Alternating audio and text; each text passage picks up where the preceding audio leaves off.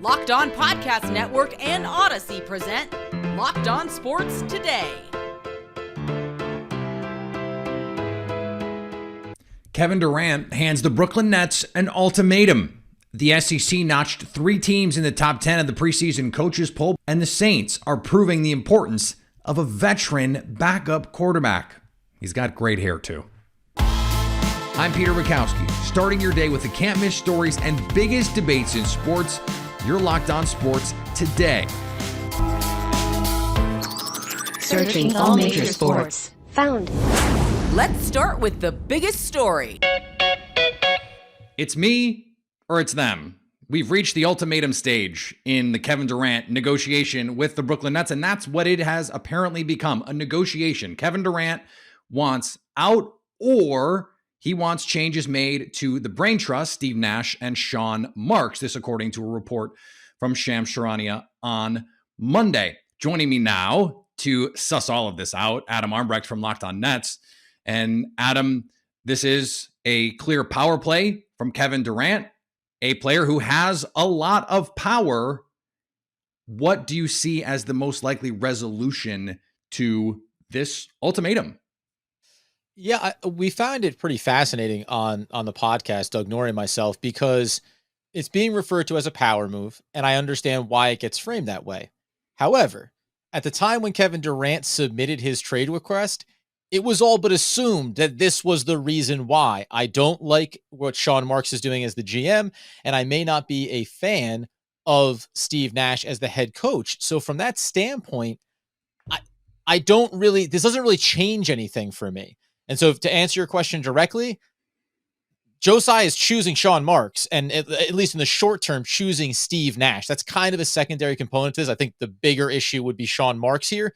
He already said that he's choosing Sean Marks because they didn't immediately fire him when Kevin Durant came to the table and said, I want to trade. So with all of that being in our rear view now, how do you think this proceeds? Is this the last act of a desperate man in Kevin Durant? Yeah, and I think this is about public narrative, right?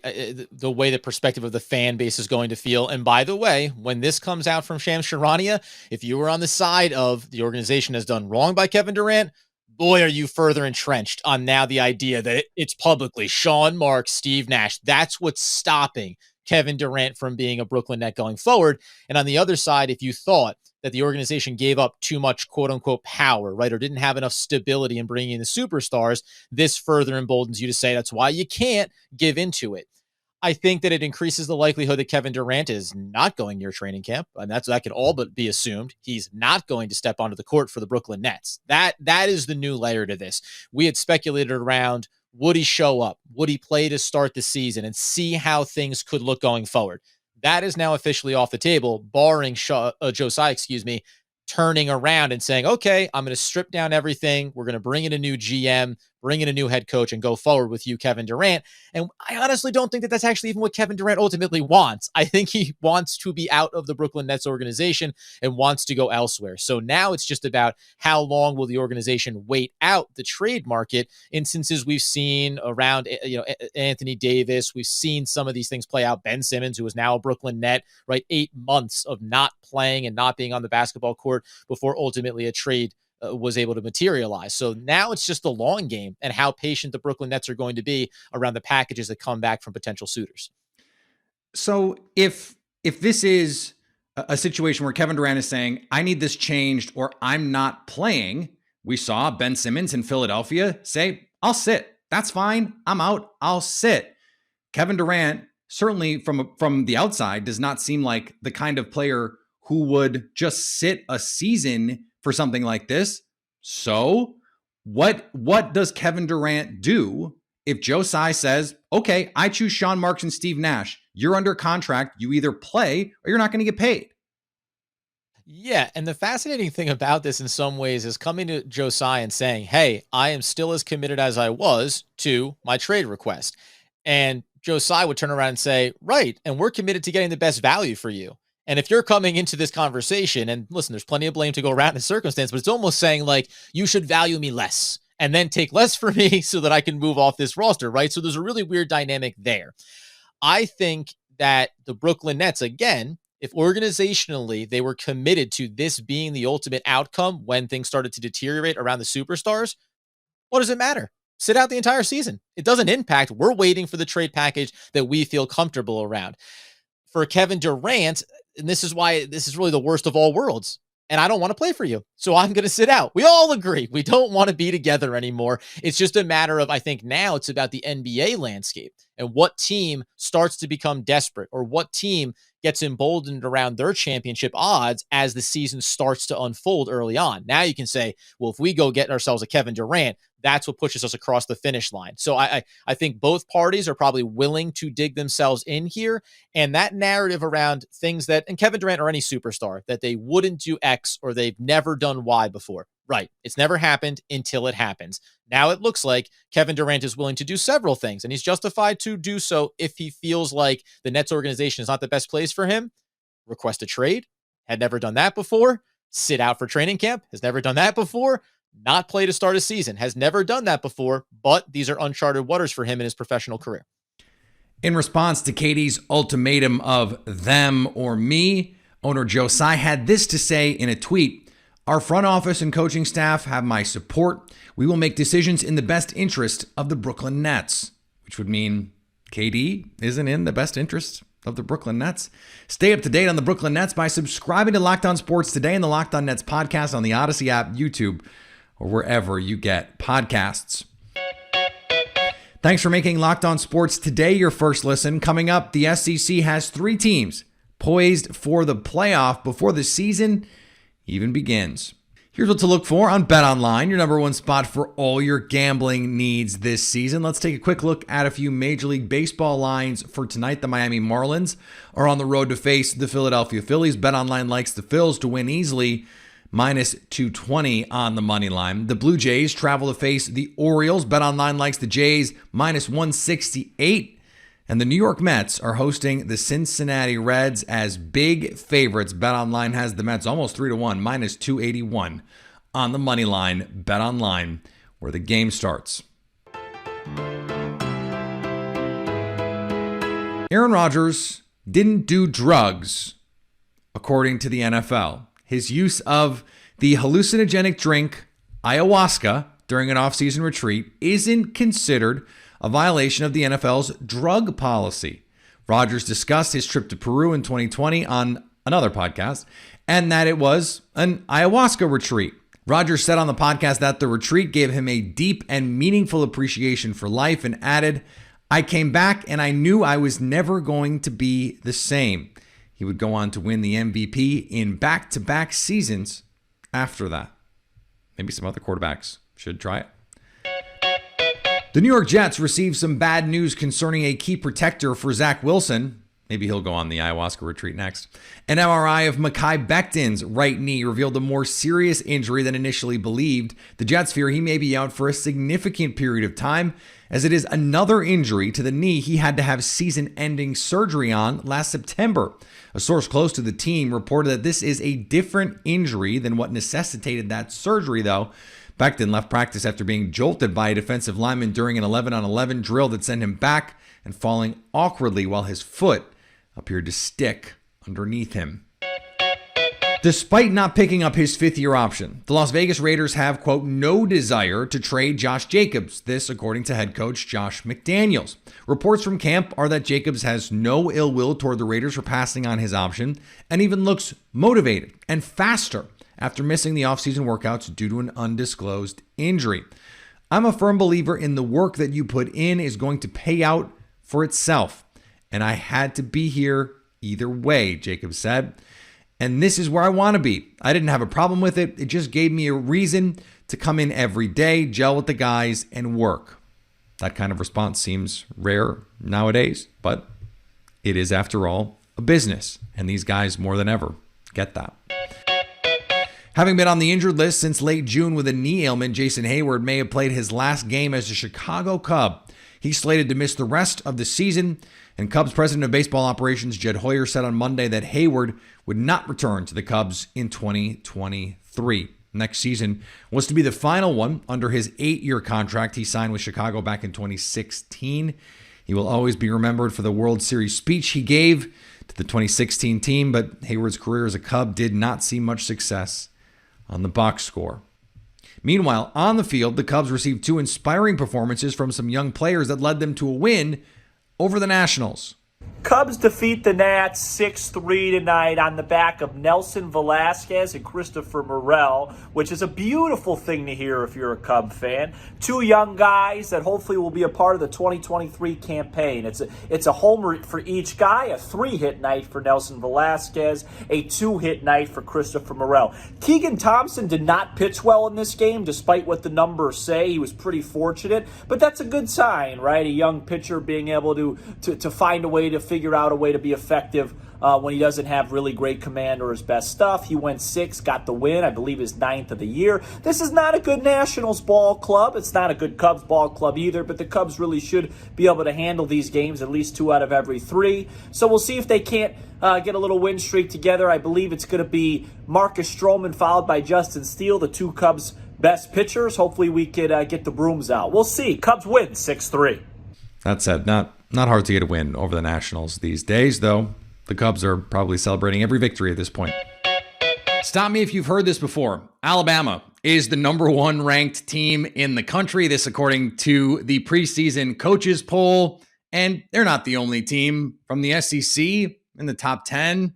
Georgia comes in at number 3. Texas A&M at number 7. Do we get to include Oklahoma yet at number 9? Chris Gordy from Locked On SEC joins me now to talk about all of this. And no, we don't get to count Oklahoma yet. But Chris, my first thought when I see this is we just saw Alabama and Georgia play, and Georgia won. So aren't Bulldog fans probably pretty annoyed right now with what they're seeing?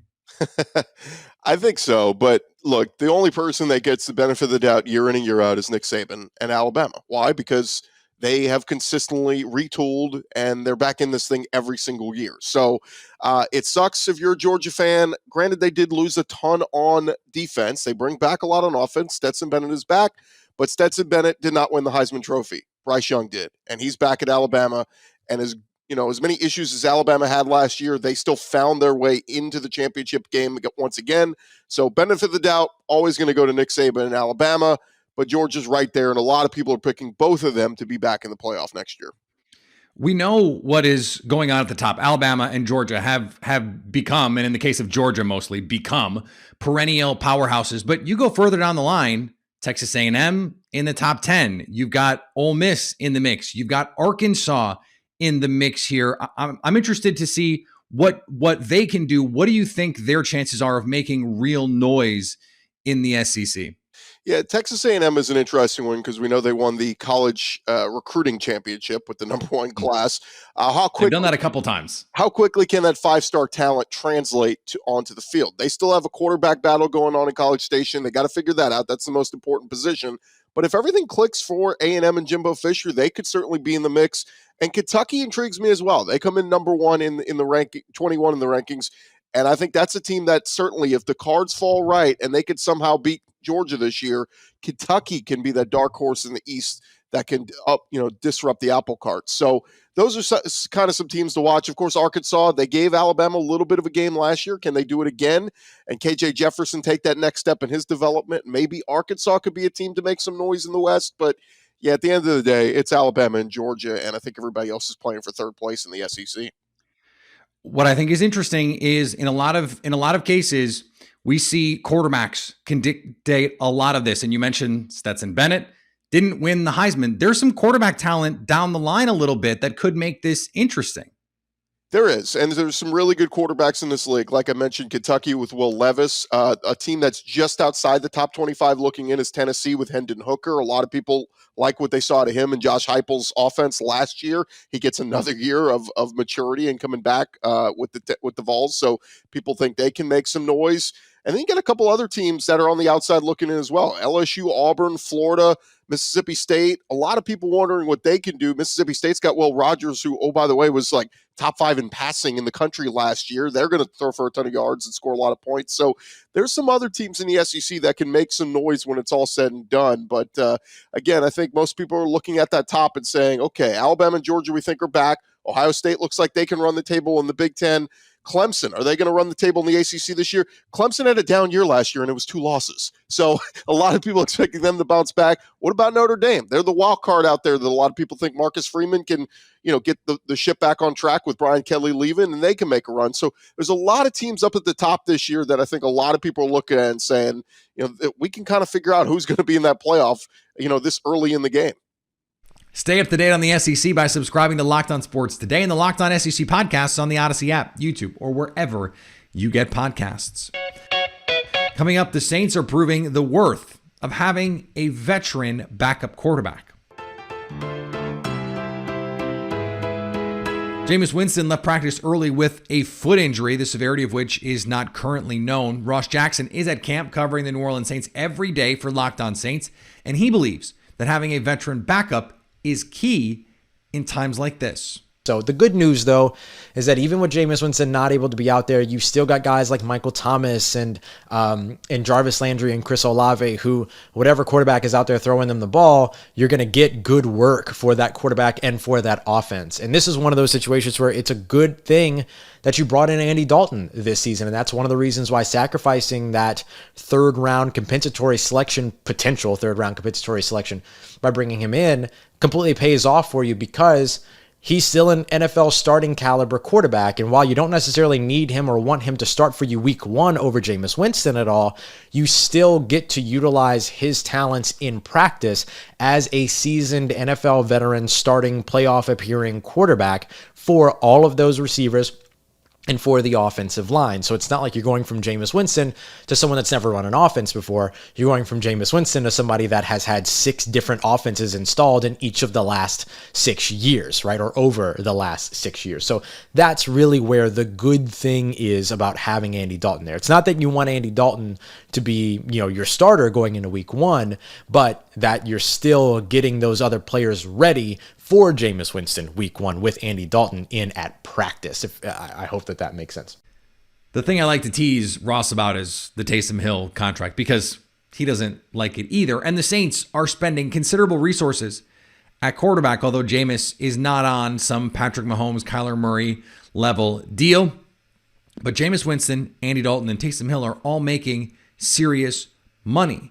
They've allocated the resources there so that they have insurance if Jameis Winston goes down. This is the problem with not having a franchise quarterback. You need to pay more for your backups. If you have Patrick Mahomes, you don't worry about what the backup plan is, because if Patrick Mahomes goes down, your season is over with.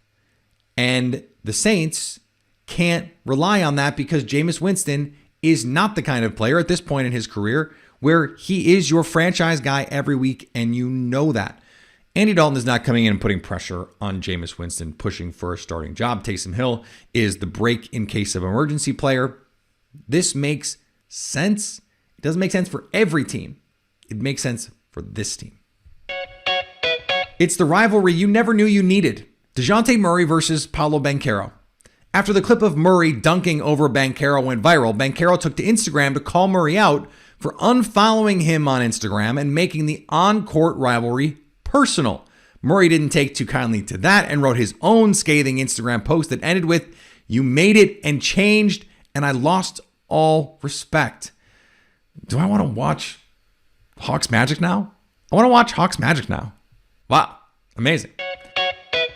Thanks for making Locked On Sports Today your first listen. Now go find your favorite team's Locked On podcast and make them your second listen. Coming up tomorrow, will we have an update on Jameis Winston's status?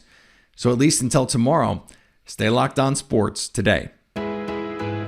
Locked On Podcast Network and Odyssey present Locked On Sports Today.